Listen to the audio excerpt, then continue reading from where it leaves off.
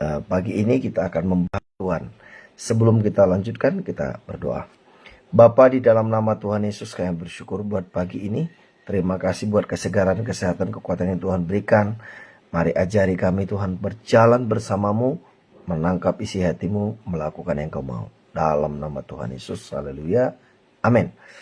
Baik Bapak Ibu Saudaraku, kita belajar doa membangun persatuan. Betapa dahsyatnya doa, apa yang doa bisa lakukan bagi setiap orang percaya. Yohanes 17 ayat 21. Supaya semua menjadi satu, supaya mereka semua menjadi satu, sama seperti Engkau ya Bapa di dalam aku dan aku di dalam Engkau, agar mereka juga di dalam kita, supaya dunia percaya bahwa Engkaulah yang telah mengutus aku. Nah, jadi Bapak Ibu Saudaraku, Alkitab ini penuh dengan ajaran tentang pentingnya persatuan.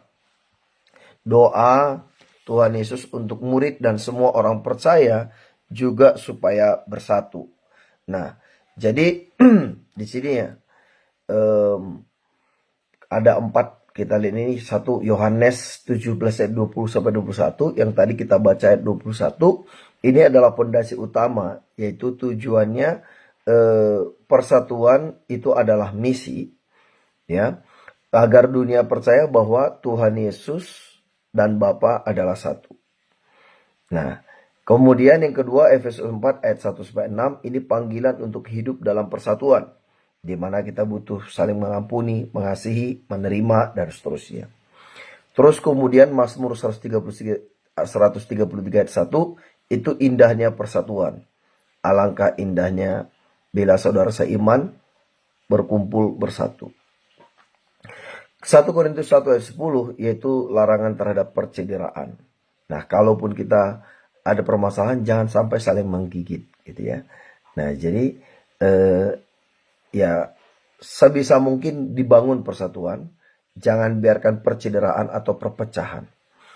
Nah, prinsip-prinsip dalam doa persatuan itu, Bapak Ibu Saudaraku, yang pertama berpusat pada Kristus. Ya, berpusat pada Kristus. Doa kita memusatkan Yesus sebagai fondasi dan tujuan persatuan. Kalau dibilang perbedaan, tentu perbedaan kita sangat banyak. Ya, beda budaya, beda kebiasaan, beda prioritas, ada begitu banyak perbedaan. Tetapi kita punya one common sense, satu hal yang membuat kita bisa bersatu, yaitu Yesus Kristus. Yang kedua, didasari oleh kerendahan hati dan kasih, ya. Kita memohon kerendahan hati untuk mengutamakan kesatuan tubuh Kristus di atas kepentingan pribadi. Nah, itu di dalam Filipi 2 ayat 1 sampai 4. Nah, di mana Kristus juga sudah menunjukkan kerendahan hati. Bahkan dia setia taat sampai mati, bahkan sampai mati di kayu salib. Nah, jadi kerendahan hati, Bapak Saudaraku. Pertama, berpusat pada Kristus. Yang kedua, kerendahan hati. Yang ketiga, untuk tujuan misi. Apa sih tujuannya? Goalnya itu apa?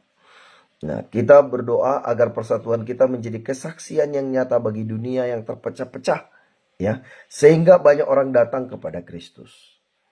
Nah, kita tahu Bapak Saudaraku, goal, tujuan, sasaran, target, gitu ya. Sama seperti pemain sepak bola. Ya, semuanya punya peran berbeda. 11 tim itu perannya berbeda. Nah, jadi tapi goalnya satu. Ya, membobol gol gawang membuat gol, ya, membobol gawangnya lawan, seperti itu. Nah, oleh karena itu sama, kita juga punya gol, supaya nama Tuhan Yesus dipermuliakan, Bapa dipermuliakan, dunia tahu bahwa Yesus adalah Tuhan dan Juru Selamat. Dan yang keempat, dalam kebenaran, kita berdoa untuk persatuan yang didasarkan pada satu iman, ya, yaitu Alkitab.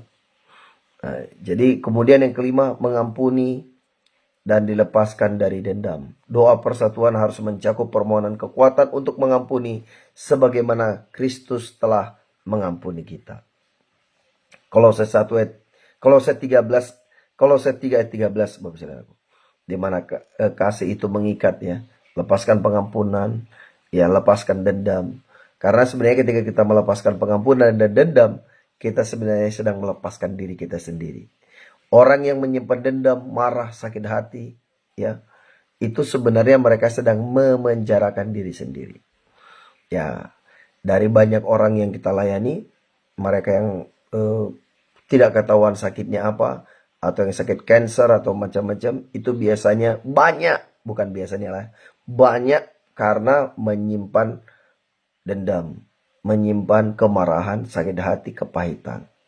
Nah, jadi Bapak Ibu Saudaraku, itu berat sekali. Lepaskan aja. Hidup di depan itu masih jauh lebih bagus daripada yang sudah lalu. Walaupun mungkin ada orang sudah menipu, ada mengkhianati, ada yang memfitnah, ada orang melakukan apapun, biarkan saja. Biarkan saja. Jangan biarkan itu menghambat hubungan kita dengan Tuhan atau mengganggu damai sejahtera kita. Oke, amin Bapak Saudaraku. Jadi bangun persatuan. Ya, kadang-kadang ada orang dalam ketidaktahuan mereka juga menyebarkan berita-berita yang tidak benar. It's okay. Membangun persatuan lebih penting. Ya, membangun persatuan. Jadi mari kita berdoa sesuai dengan prinsip-prinsip Alkitab, prinsip-prinsip firman Tuhan Bapak Saudaraku. Sehingga kita berpartisipasi dalam pekerjaan Allah untuk memulihkan dan mempersatukan tubuh Kristus. Sehingga nama Tuhan dipermuliakan. Mau Bapak Saudaraku? Itu tujuan kita. Amin. Kita berdoa. Bapa, di dalam nama Tuhan Yesus ini kami, mampukan kami menjadi pelaku firman-Mu. Bagaimana kami membangun persatuan, berdoa untuk persatuan, mengusahakan persatuan. Diutamakan melalui orang-orang yang ada di sekitar kami. Dimulai dari keluarga kami, melalui keluarga inti, keluarga gereja, komunitas, dan dimanapun kami berada. Terima kasih Bapak, biar kami semua yang terluka, mari dipulihkan Tuhan. Beri kemampuan untuk mengampuni, untuk kami membangun persatuan. Diberkati semuanya Bapak, yang terikat dilepaskan, yang berbeban berat diberi kelegaan, semua yang sakit sembuh dalam nama Yesus. Terima kasih Bapak, kami bersyukur. Dalam nama Tuhan Yesus kami berdoa. Haleluya. Amin. Amin Bapak Saudaraku, selamat beraktivitas. Tuhan Yesus memberkati. Shalom.